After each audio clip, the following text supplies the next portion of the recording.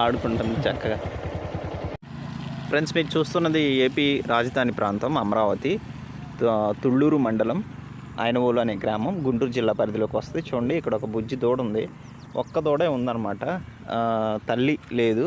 So ఇక్కడ రైతులు ఎక్కువగా వదిలేస్తూ ఉంటారనమాట ఆవుల్ని కానీ కోడి దూడలను కానీ. అవే తిరిగి వచ్చేస్తాయి. వాటర్ కూడా చెరువు ఉంటుంది ఈ ఊళ్ళో. ఆ చెరువులో నీళ్లు తాగేసి ఇక్కడ గడ్డి మేసి తింటూ ఉంటాయి అనమాట. ఎవరు కాయరు, ఎందుకంటే ఇక్కడ ఎవరు పొలాలు వేయట్లేదు. 33,000 ఎకరాల పైగా ఇక్కడంతా ఖాళీగా ఉంటుంది అనమాట. సో ఎటు వెళ్ళినా గడ్డి దొరుకుతుంది. కాకపోతే ఈ బుజ్జిదోడిని వాళ్ళమ్మ ఎక్కడికో వదిలేసి వెళ్ళిపోయింది. ఇంతకుముందు నేను లంచ్కి వెళ్ళేటప్పుడు మాత్రం ఉంది, కానీ ఇప్పుడు లేదు, ఎక్కడికో వెళ్ళిపోయింది. హాయ్ చిట్టి తల్లి. సో నిద్రపోతుంది, మనం డిస్టర్బ్ చేయకూడదు, వెళ్ళిపోదాం. ఫ్రెండ్స్, ఈ గోవు ఈ బాబాయ్ గారిది. మీది అయినవోలు అండి? నాటు ఆవా ఇది? ఒంగోలు ఆవా? ఒంగోలు జాతి. ఎక్కడ తీసుకొచ్చారు మీరు? ఎక్కడ కొనుక్కున్నారు? మంగళగిరిలో కొనుక్కున్నారా?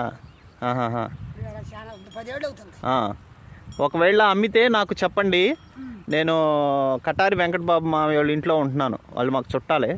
ట్యూషన్ కూడా చెప్తున్నాను. నాకు యూట్యూబ్ ఛానల్ ఉంది. సో నా ఛానల్లో ఉన్న వాళ్ళందరూ రైతులే.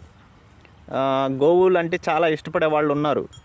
మీకు ధర 5,000 10,000 ఎక్స్ట్రా పెట్టైనా కొనుక్కుంటారు మంచి ఆవు ఉంటే. మీ పేరండి?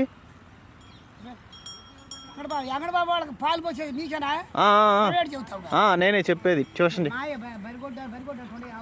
మీ మనవాళ్ళు ట్యూషన్కి వస్తారు, వాళ్ళేను మీ మనవాళ్ళా? ఓకే ఫ్రెండ్స్, ఈయన వీళ్ళ మనవాళ్ళు నేను పెట్టే ట్యూషన్కి వస్తూ ఉంటారనమాట. సో ఈయన మనకు తెలుసు. పేరండి మీ పేరు? శివనాగేశ్వరరావు గారు.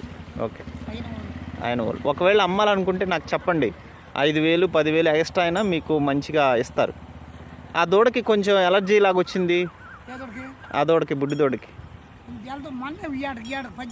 18 రోజులు పుట్టి.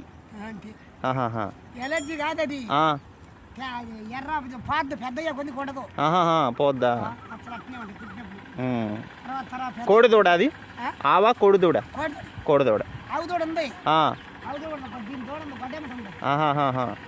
ఆవు దూడ కూడా ఉందా? ఎన్ని రోజులు ఎందుకు పుట్టి అది? సంవత్సరం వెళ్ళిపోయింది.